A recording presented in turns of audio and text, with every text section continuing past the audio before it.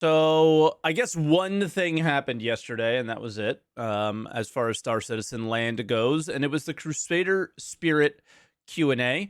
We were talking about it a little bit a few seconds ago. It's another one entry ship from Crusader. No multiple entries and exits, which was something that they were like, oh, my bad, mistakes were made. Now they're making the same mistake again, which is really interesting. But let's go ahead and check this out. This is going to happen every stream, isn't it? For some reason.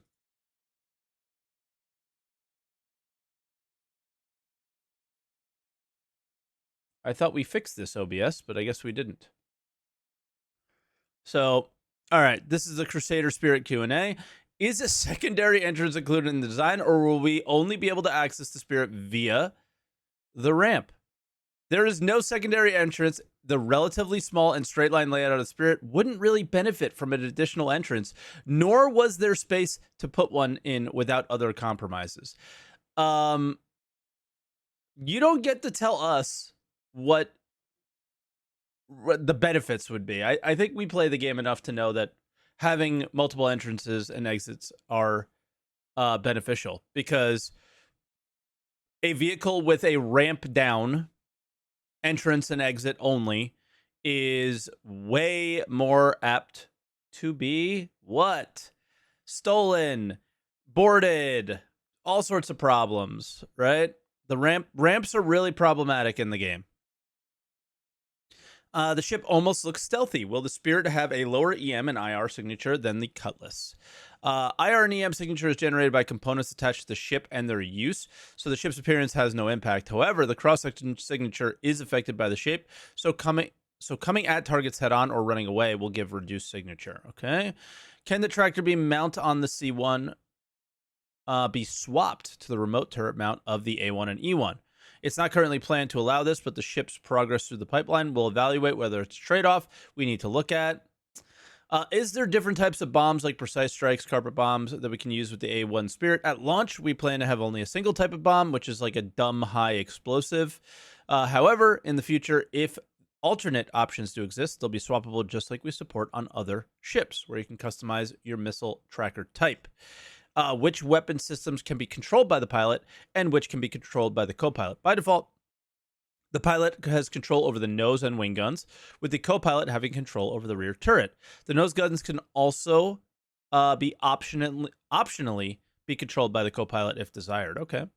Looking at the stats of the Freelancer Cutlass Black, the Spirit seems to be in the low end equipment-wise. Shields, firepower, guns, cargo capacity, defense capabilities. Is this ship going to keep up with the high-speed capabilities of Crusader?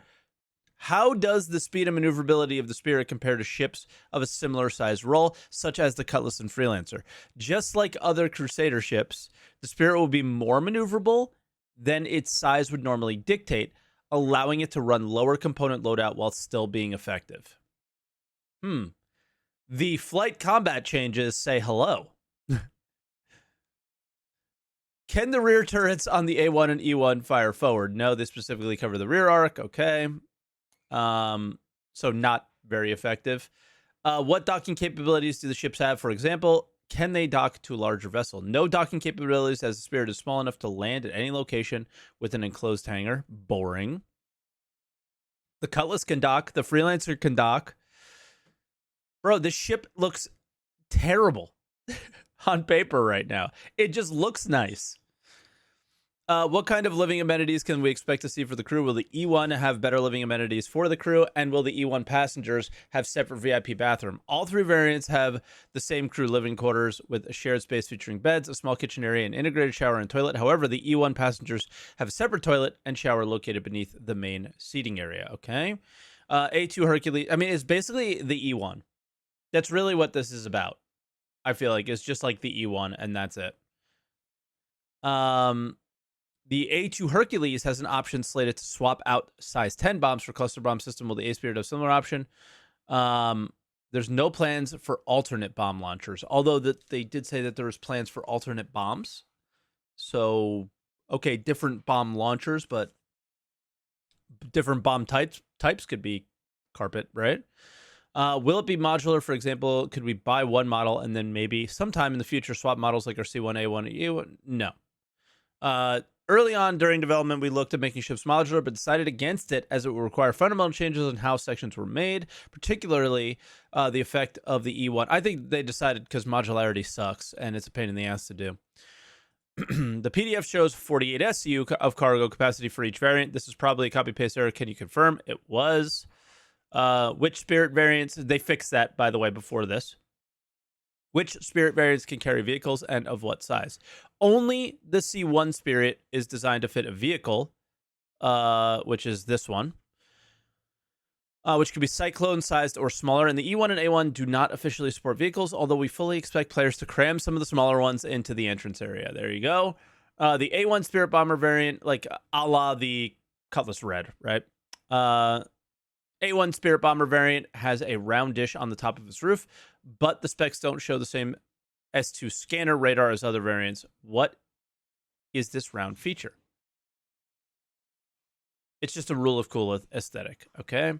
Spirit seems to be a break from the naming convention for the Crusader line. Most Crusader ships are named in reference of Greek and Roman mythology. Where did the name Spirit come from? Is a new direction for the brand, starting with the Starfighter, the Ares, right? Has been moving away from its transport dedicated routes and expanding into new markets. Okay, you can't really see that one, but yeah, that's the narrative team answer. Okay.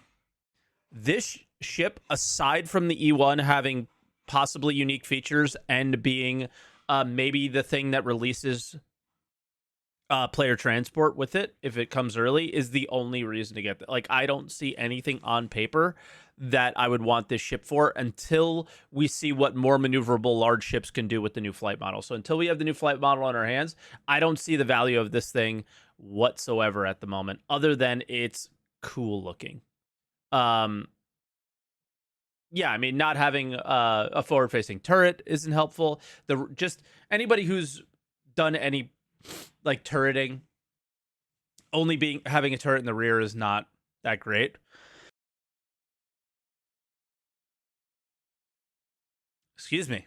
So yeah, it's personally not a fan of the Q&A answers. I don't think it really helps the ship out much, but I am a fan of the way the thing looks. It's a pretty ship. I mean, it looks like the, oh my god, the ship from Mass Effect. So cool. Yeah, the Normandy. Sorry, it was escaping me. But I don't see it as a ship that I want to really jump into, but I am really interested to see what the maneuverability will do. The thing is like, okay, cool. If you have more maneuverability than the Freelancer or Cutlass, that could be helpful, but just in comparison to the Freelancer or Cutlass, how would it really do if you were fighting against, I don't know, a single or a pair of Gladius, right? I think you're probably dead. So even against like not experienced pilots. So I don't know, man. Let me know in the comments below if you guys are going to pick this one up or not after this Q&A. I really wanted one, and now I'm not sure if I'm going to get one because of the Q&A. So yeah, interesting.